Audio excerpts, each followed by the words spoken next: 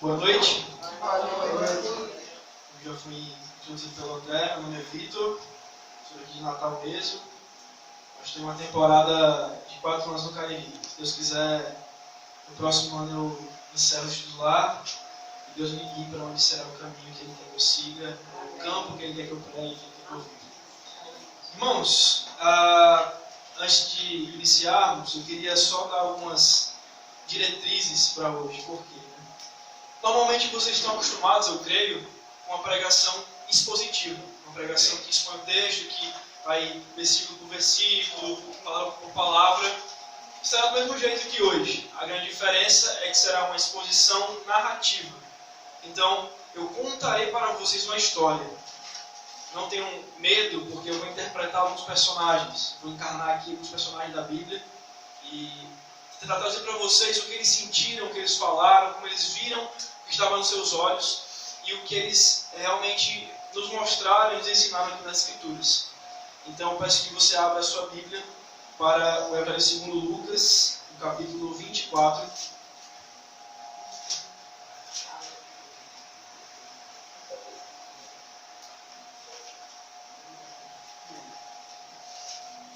Lucas, capítulo 24.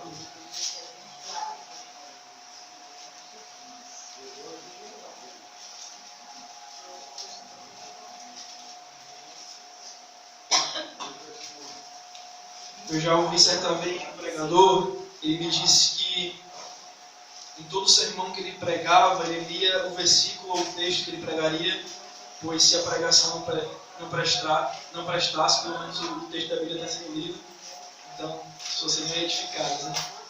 Vamos ler a passagem que eu irei contar para vocês, vamos lê-la, já que a Bíblia também nos conte nas palavras que os autores quiserem. Vamos ler aqui do verso 13. Vamos ler somente até o verso 18, certo? O comecinho. Lucas 24, do 13 ao 18. Naquele mesmo dia, 2 deles estavam de caminho para uma aldeia chamada Emaús, distante de Jerusalém, 60 estádios.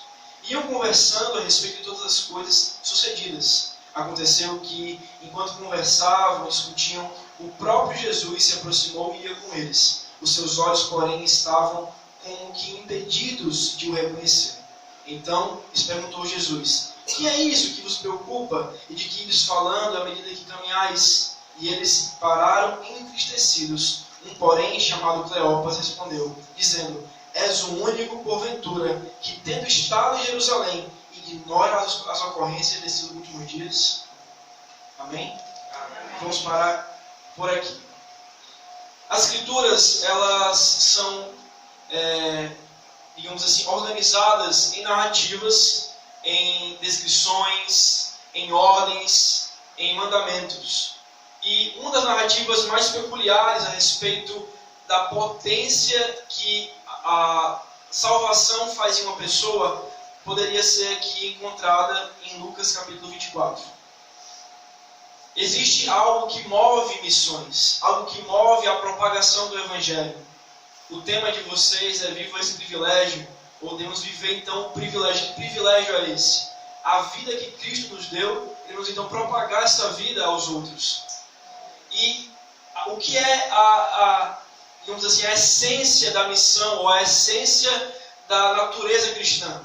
Só poderia responder com uma palavra: ressurreição.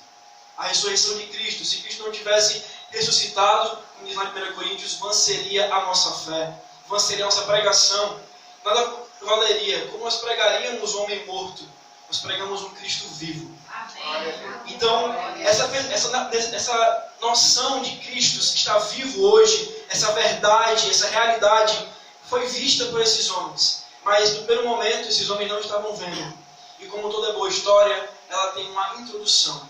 Mas ela não é tão longa, senão ficaria só na introdução, não teria todo o enredo da história. Mas a introdução dessa história começa mais ou menos assim. Já era certa hora, quando os discípulos já tinham desistido de esperar. Já fazia um tempo em que eles estavam sem esperança. Eles estavam vendo na sua frente o próprio Salvador deles. Aquele a quem eles achavam que seria o Messias, aqueles que acreditavam que iria libertar eles do cativeiro romano e iria restaurar a verdadeira religião judaica, deveria apontar para Deus, mas no fim, os judeus e o Império Romano estavam ali, condenando aquele homem que era inocente ao maior crime que a religião judaica traduziria, o crime de se dizer o próprio Deus. Os fariseus não entendiam, o sinédrio estava contra o Filho de Deus, os discípulos estavam desesperados, sem esperança, entristecidos. Então, nesse segundo, nessa noite sombria, nessa sexta-feira, digamos assim, algo de especial, algo de incrível aconteceu. Não foi somente sexta-feira, mas algo estava além do esperado, pois não era uma mera sexta-feira, era Páscoa, tinha um significado, não era oculto, era algo claro. Aqueles homens sabiam que era algo mais além do esperado, pois é sexta-feira, Jesus está orando, Pedro está dormindo, Judas está traindo, mas o domingo está chegando. É sexta-feira, Pilatos está julgando, o conselho está conspirando, a multidão está difamando, mas eles não sabem que o domingo está chegando. É sexta-feira, os discípulos estão fugindo como ovelhas sem pastor, Maria está chorando, Pedro está negando, mas eles não sabem que o domingo está chegando. É sexta-feira, os romanos batem em meu Jesus, eles o vestem de escarlate, eles o coroam com espinho, mas eles não sabem que o domingo está chegando. É sexta-feira, veja, Jesus caminhando para o Calvário, o seu sangue pingando, seus pés tropeçando, sobrecarregado está o seu espírito, mas você vê, é somente sexta-feira, o domingo está chegando. É sexta-feira, o mundo está vencendo, as pessoas estão pecando, o mal está sorrindo. É sexta-feira, os soldados pregam as mãos do meu Salvador na cruz, pregam os pés do meu Salvador na cruz, e então eles o crucificam ao lado de criminosos. É sexta-feira, mas deixe-me dizer uma coisa, o domingo está chegando. É sexta-feira, os discípulos estão questionando o que aconteceu com o seu rei, e os fariseus estão celebrando que seu plano astuto foi alcançado com sucesso, mas eles não sabem, é apenas sexta-feira, mas o domingo está chegando. É sexta-feira e ele está pendurado na cruz, sentindo-se abandonado por seu pai, deixado sozinho e morrendo. Pode alguém salvá-lo? Oh, é sexta-feira, mas o domingo está chegando. É sexta-feira, a terra treme, o céu escurece, meu rei entrega o seu espírito. É sexta-feira, a esperança está perdida, a morte ganhou, o pecado conquistou, e Satanás apenas ri e zomba. É sexta-feira, Jesus é enterrado, soldados montam guarda, e uma pedra é rolada no sepulcro. Mas é sexta-feira, sim, meus irmãos, é apenas sexta-feira, mas o domingo está chegando.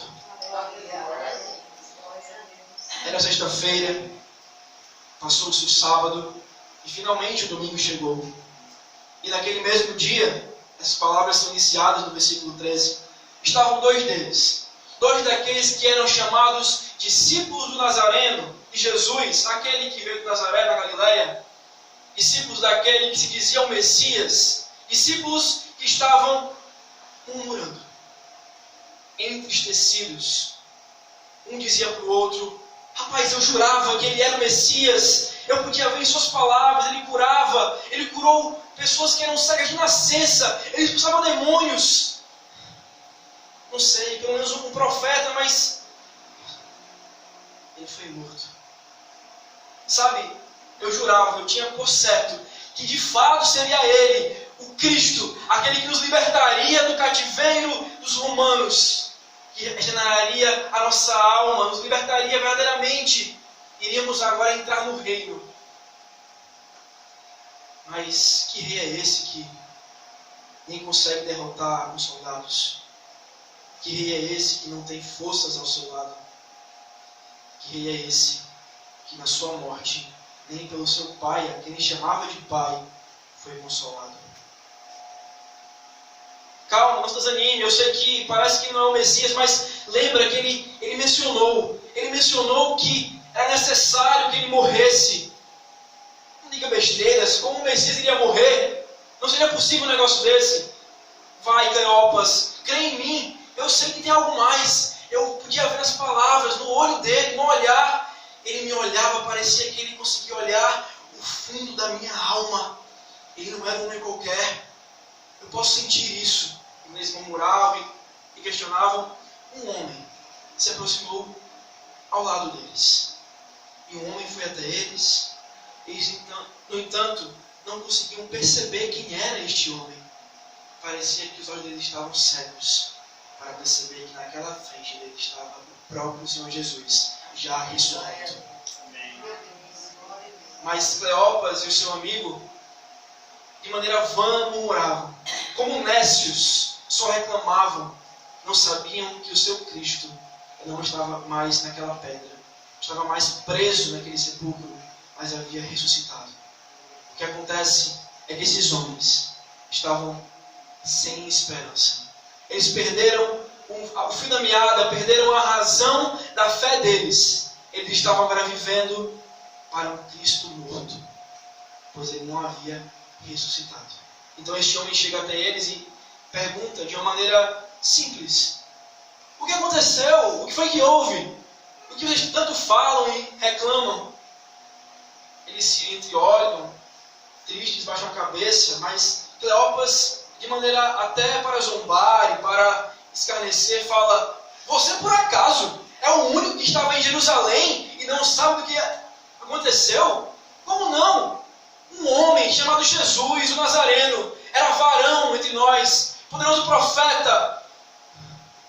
Sabe, nós acreditávamos que ele era o Messias de fato, mas não foi assim.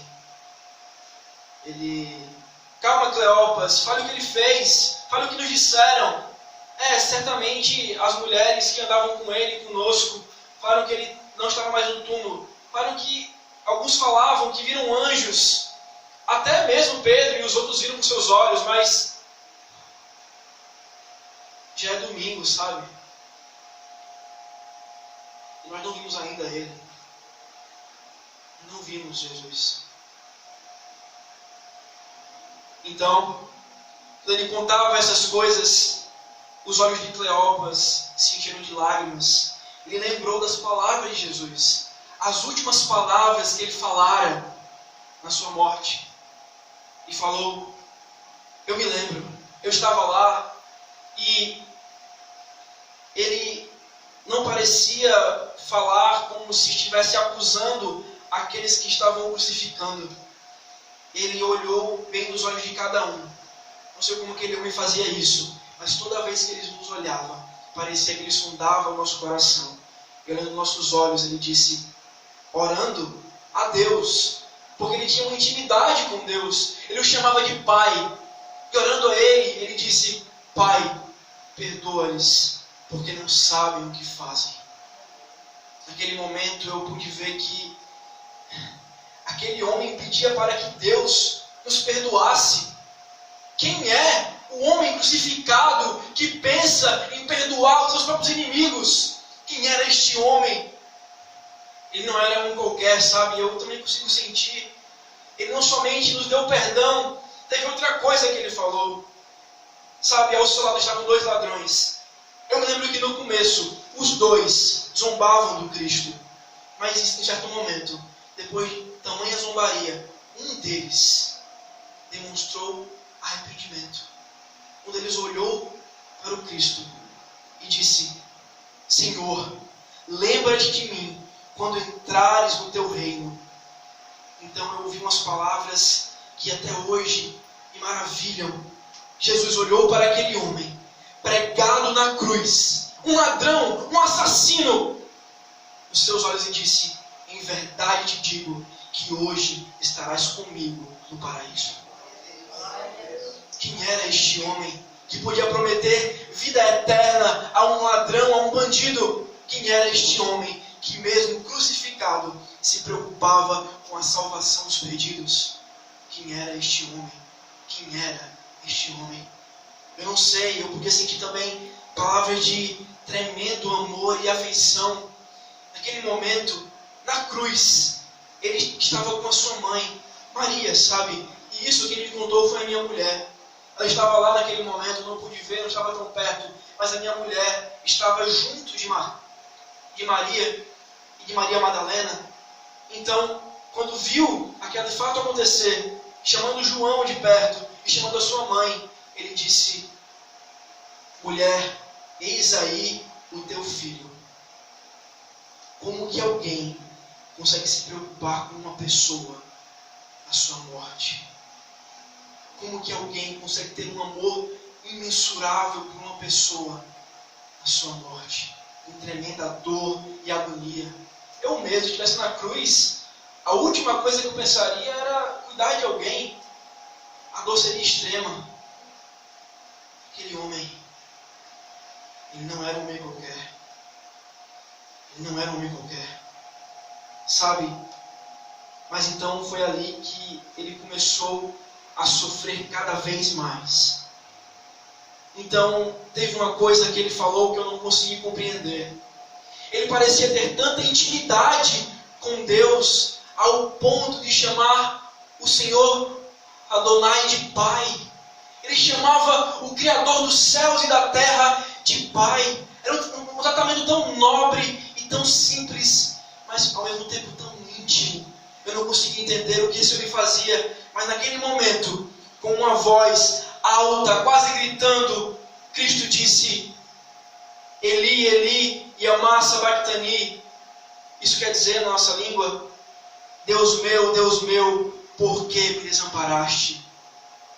Ele estava ali, desamparado pelo próprio Deus, a quem ele chamara de Pai. Que sofrimento era esse, que nem na morte Deus estava com ele. Nem na sua morte o Senhor podia contemplar os seus olhos sobre aquele homem. Eu não sei, eu não consigo descrever o que isso significa. Mas o que será isso? O que será isso? Nesse momento, também houve mais sofrimento da parte daquele homem. Ele pediu e disse: tenho sede. Levaram para ele o vinagre. Então ele disse as suas últimas palavras. Ele olhou para o céu e falou: está consumado. Pai, nas tuas mãos entrego o meu espírito. A palavra está consumado se remete a um pagamento de uma dívida. Que dívida aquele homem poderia pagar? Porque ele olhou para o céu e foi como se estivesse pagando uma dívida ao próprio Deus. Como é que na sua morte ele pagava alguma dívida? Será que ele estava pagando pela nossa vida? Será que ele pagava pelos nossos pecados? Será que a sua morte, naquele momento, tinha algum significado? Nesse momento, Cleopas começou a ficar cada vez mais desanimado. Mas então, foi quando Jesus, a quem os dois homens não sabiam que era Jesus, o interrompeu e disse: ó nécios e tardos de coração, para crerem tudo o que os profetas disseram. Porventura não convinha que o Cristo padecesse e entrasse na sua glória? Então, eles tiveram um privilégio. Em cerca de 8 quilômetros de Jerusalém até Emaús, de ter um seminário intensivo com o próprio Filho de Deus, de Moisés, passando por todos os profetas, isto é, de Gênesis a Malaquias. Todo o Antigo Testamento foi ali por Cristo evidenciado, cada ponto em que o Messias aparecera, cada momento que é necessário que ele morresse para entrar na sua glória e libertar o seu povo cativo, não de Roma, mas cativo e escravo do pecado. Eles precisavam entender que o Messias não ia vir para decretar um reino naquele momento, um reino físico, mas naquele momento se iniciara o seu reino celestial e espiritual, a qual só entraria naquele reino quem nascesse de novo, cresce no Cristo e caminhasse na vida eterna. Naquele momento, eles estavam ali, com seu coração ardendo em chamas, ardendo. E agora eles lembravam do que falavam. Lembravam que antes eles diziam: Jesus está morto, e os demônios celebrem, com podres risadas e festa obscena. O inferno respira com alívio. Seu calor só aumenta. Sobre a bandeira, Deus morreu.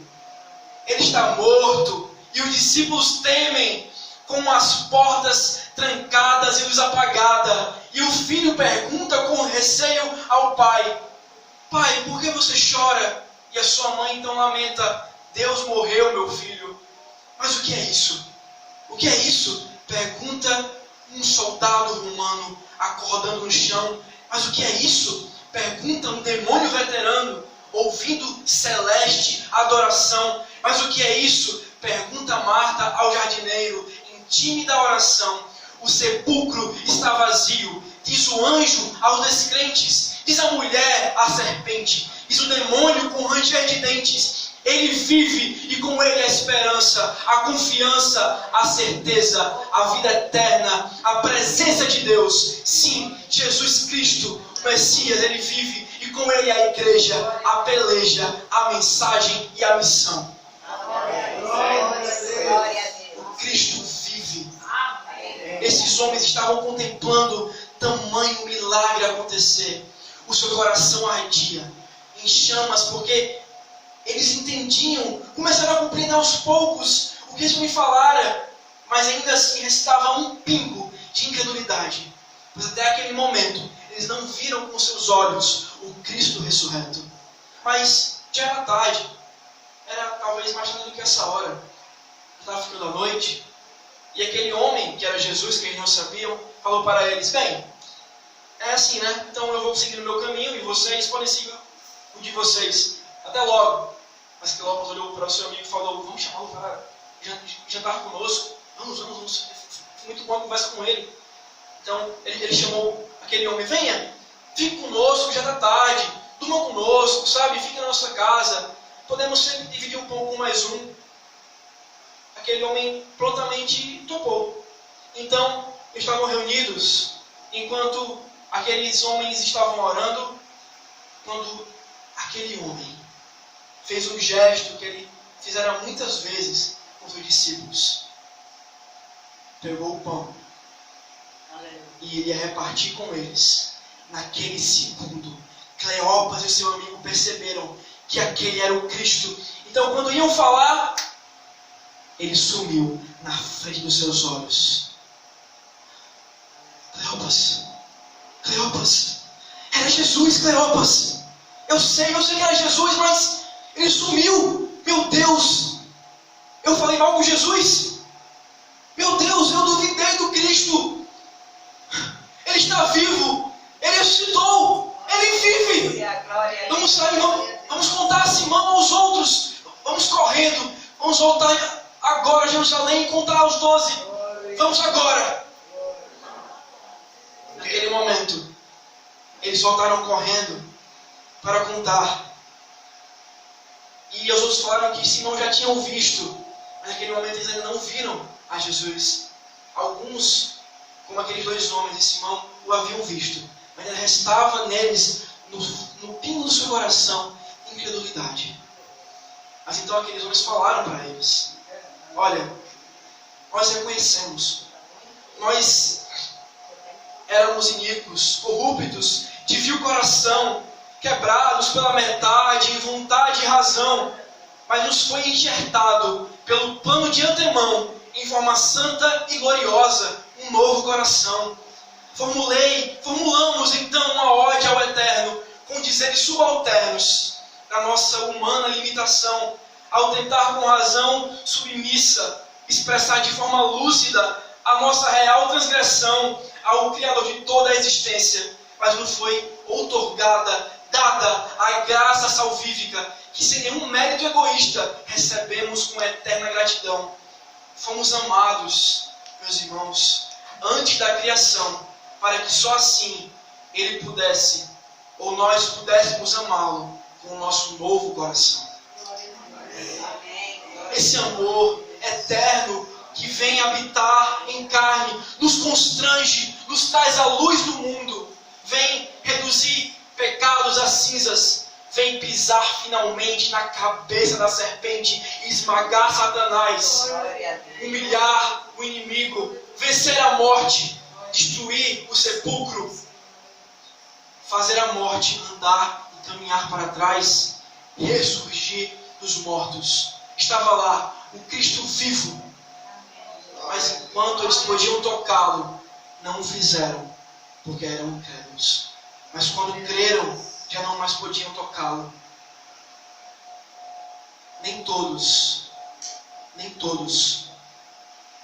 crerão no Cristo. Nem todos serão salvos por Deus. Nem todos habitarão na eternidade. Mas há uma missão. Há uma razão pela qual nós pregamos e anunciamos o Evangelho. Esses homens, Cleopas e o seu amigo, estavam com o coração ainda ardendo pela mensagem de ressurreição, ardendo pela verdade bíblica que saltara aos seus olhos. Estavam ali, anunciando aos apóstolos que Cristo havia ressuscitado. Porque para eles,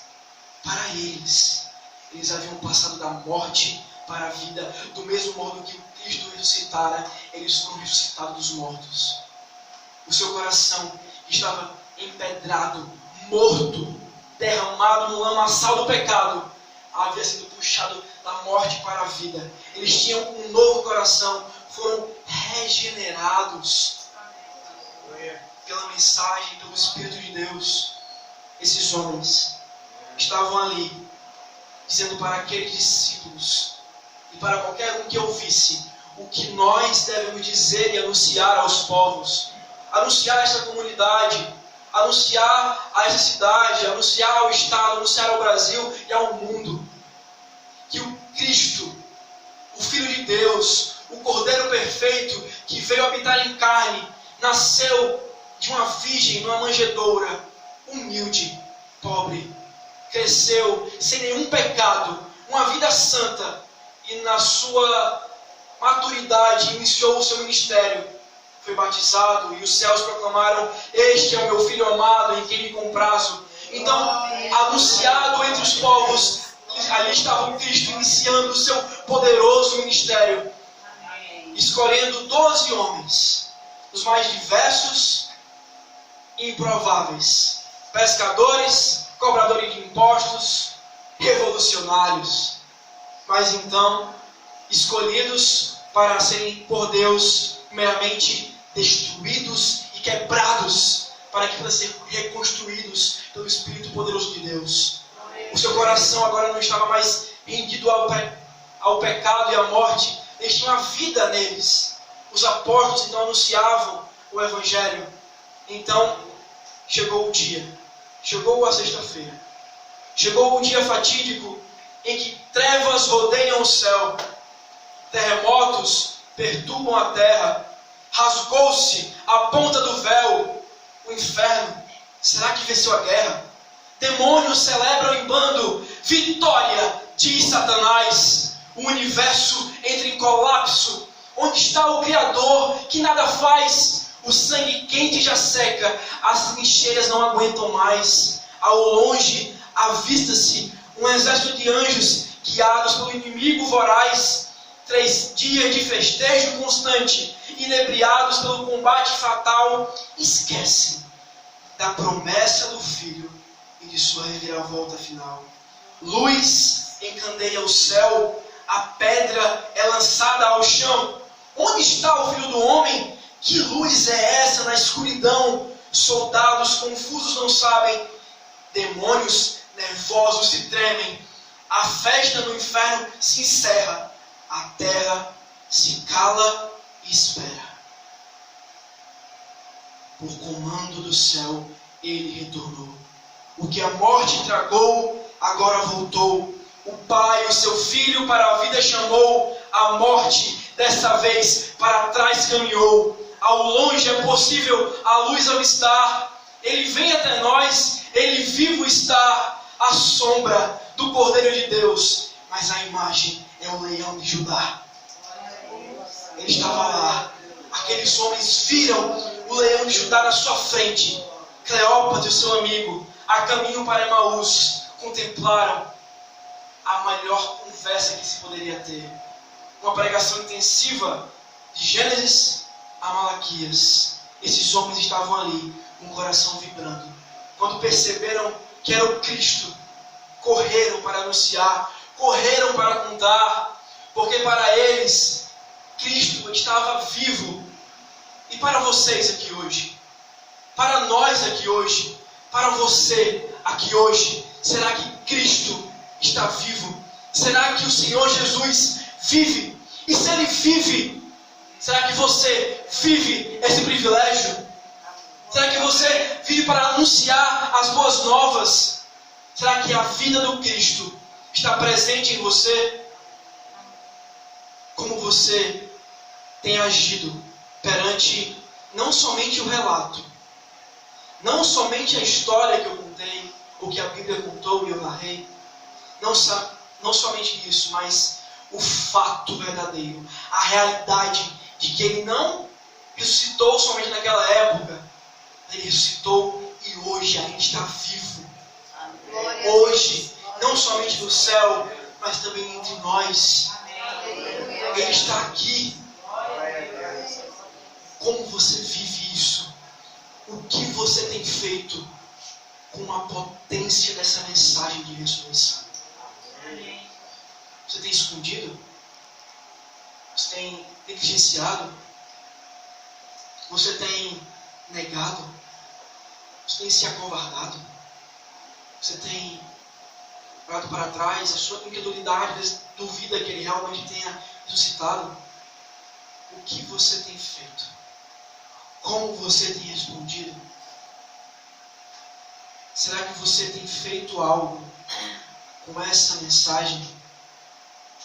Se Ele de fato ressuscitou dentre os mortos, como nós cremos que Ele verdadeiramente ressuscitou, a nossa fé, ela é preciosa.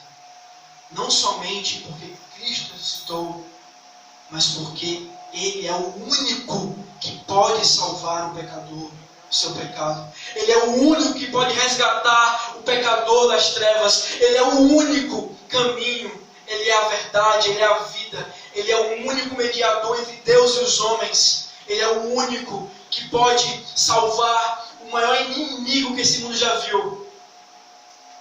Você tem orado pelos seus inimigos? Você ora, às vezes quando oramos por missões, oramos somente pelos missionários que estão sendo perseguidos nos países islâmicos e muçulmanos.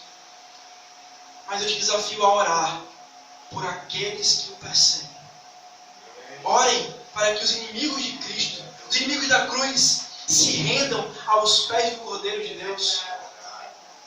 Roguem por eles.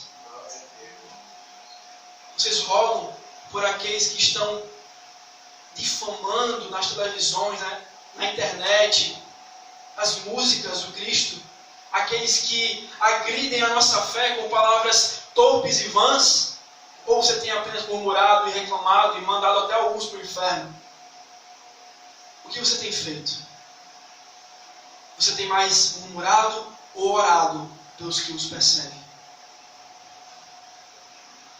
A nossa fé é poderosa, não porque é nossa, mas porque foi dom de Deus. E está alicerçada na ressurreição de Cristo. Se Ele de fato ressuscitou entre os mortos, o que nos falta? O que nos falta? Eu vou dizer para vocês, não o que nos falta, Mas eu vou dizer para vocês o que falta para os perdidos durante toda a história, o que faltou para eles e o que falta nessa comunidade aqui. Sabe o que falta? Falta de razão, ó homem de vontade torpe. Falta de esperança, que só no Rei poderá encontrar. Falta de fé, onde por vontade própria não pode alcançar. Falta de vida, pois morto em pecado estás. Falta de tudo, mas para ter tudo, ó homem sedento, é preciso ter nada, negar a si mesmo, então crer no perfeito, viver para o eterno, morrer para o terreno. Simples assim, ó homem subalterno, mas apressa-te, ó homem desatento, porque também, acima de tudo, falta de tempo. A eternidade está logo ali. Cristo pode voltar hoje mesmo, agora, nesse exato momento. E o que você tem feito para que pessoas não sejam consumidas pelo fogo e o tormento do inferno? O que você tem feito pelo privilégio? Sim, meus irmãos, o servir a Deus em missões, acima de tudo, é um privilégio. Sabe por quê? É um privilégio que os anjos queriam, eles anelavam, eles queriam muito que fosse para eles a missão do Evangelho, da evangelização. Mas Deus deu para nós, a igreja dele. Então, porque muitas vezes nós não pregamos o Evangelho, vivemos a nossa vida cristã como se fôssemos crentes e tudo bem. Eu sou crente, vou à igreja, tudo bem. Não está tudo bem. Você foi salvo para pregar a mensagem de salvação. Se Cristo ressuscitou dentre os mortos, pessoas estão indo para o inferno. Mas se Cristo ressuscitou dentre os mortos, pessoas também podem ser resgatadas da morte para a vida. Ele foi primogênito dentre os mortos, o primeiro que ressuscitou, para que através da sua vida nós tivéssemos vida. Não somente uma vida eterna, uma vida na glória eterna, mas, já dizia Rubem Alves, enquanto alguns procuram Jesus somente no final, eu encontro Ele todo dia no meu quintal. Você tem vivido o Evangelho na sua casa, no seu bairro, no seu trabalho, na sua universidade, escola, aonde você está? Ou você tem escondido isso? E se preocupado assim, não, o mundo tem que piorar mesmo. A gente sabe que no fim de tudo vai de mal a pior. Você tem se contentado somente com a sua eternidade? Ore para que o Senhor te humilhe. Te humilhe ao ponto de você realmente entender. Não é eu falar aqui hoje à noite. Não é você ler nas Escrituras, mas você entender de fato essa realidade. Que eu vou repetir mais uma vez. Jesus Cristo, um homem, não sei explicar, mas um homem, eu vi, estava morto. Homens falaram isso. Nós vimos ele morrer.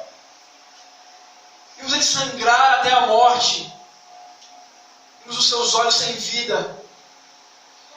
Mas esses homens viram o próprio Jesus ressurreto. E sabe o que eles fizeram? Eles nos contaram. Eles nos falaram. E o que você tem feito?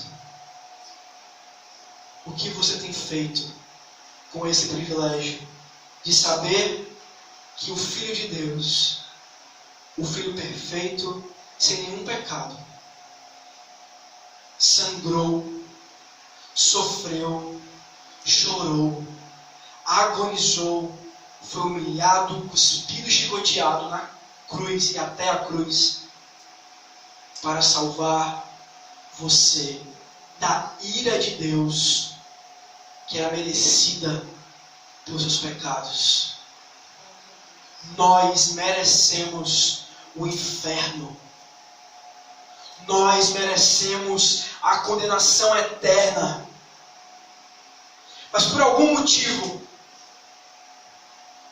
que está na sua soberana vontade, pelo amor que nos constrange, pela graça que nos alcança,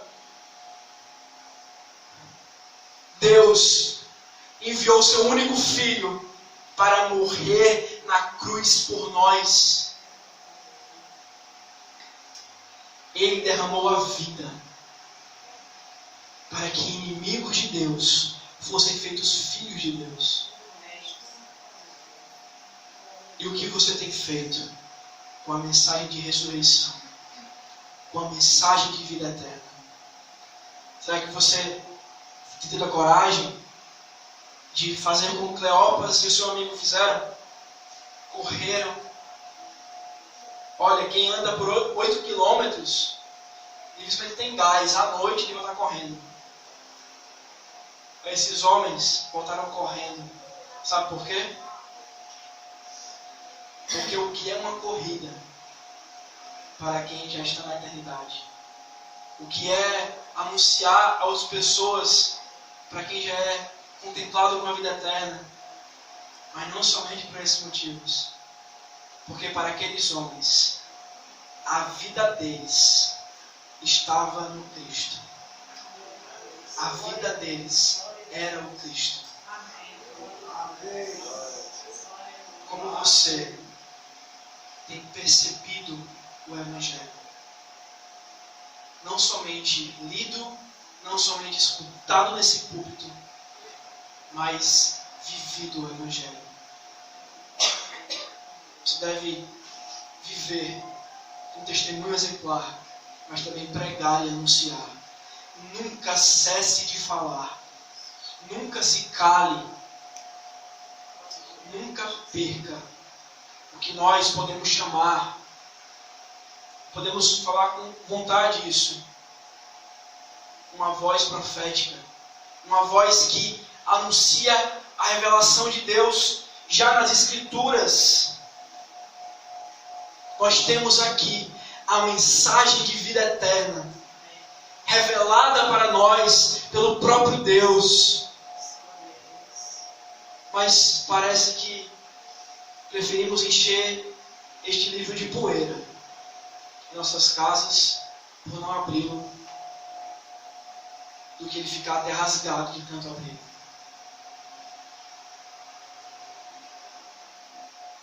Quero encerrar, meus irmãos, essa noite somente com uma frase. Eu já disse aqui, mas quero que você baixe a sua cabeça nesse momento, feche o seu olho e quero que você ore a Deus em silêncio, pedindo que Ele te conduza ao arrependimento, te conduza a entender de fato que o Cristo ressuscitou. E a frase é a seguinte: Jesus Cristo, Ele hoje vive. Ele hoje vive. Mas há pessoas que estão caminhando arduamente, cegas, sem entender o Evangelho. A salvação só vem por Deus. Você não pode salvar ninguém. Você não tem poder para salvar ninguém. É só o Espírito Santo de Deus que convence o pecador. Mas você pode ser um instrumento nas mãos do Redentor. Um instrumento nas mãos de Deus.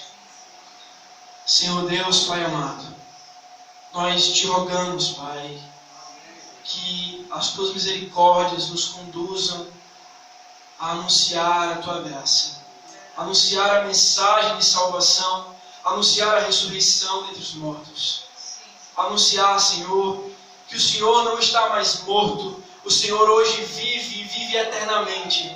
O Rei dos Reis, o Senhor dos Senhores, hoje vive pela sua vida. Nós temos vida e sabemos como as pessoas que estão caminhando em nossas vizinhanças, nossas casas, estão mortas, podem ter vida e vida eterna em abundância. Não nos faça somente desejar a vida eterna no final, mas nos faça viver essa realidade hoje. E como é que nós vivemos a vida eterna? Pregando o Evangelho. Pai amado, Senhor Deus, eu peço que o Senhor nos ajude nessa missão que o Senhor nos deu, a tua missão, em nome do Senhor Jesus, que vive e reina hoje e para sempre. Nós oramos. Amém. Meus irmãos, Deus os abençoe.